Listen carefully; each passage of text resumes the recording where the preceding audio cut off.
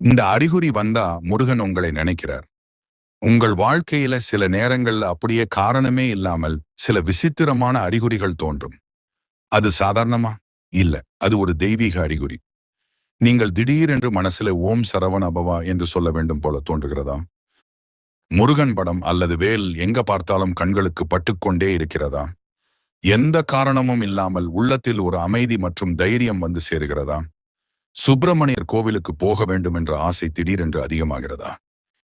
இந்த எல்லாம் ஒரு சாதாரண விஷயம் இல்ல.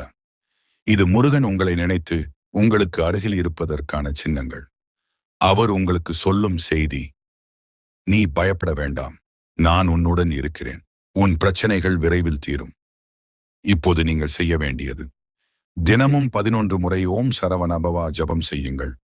ஒரு சிவப்பு மலர் வைத்து முருகனை நினைத்து பிரார்த்தனை செய்யுங்கள். உங்கள் மனதை நம்பிக்கையால்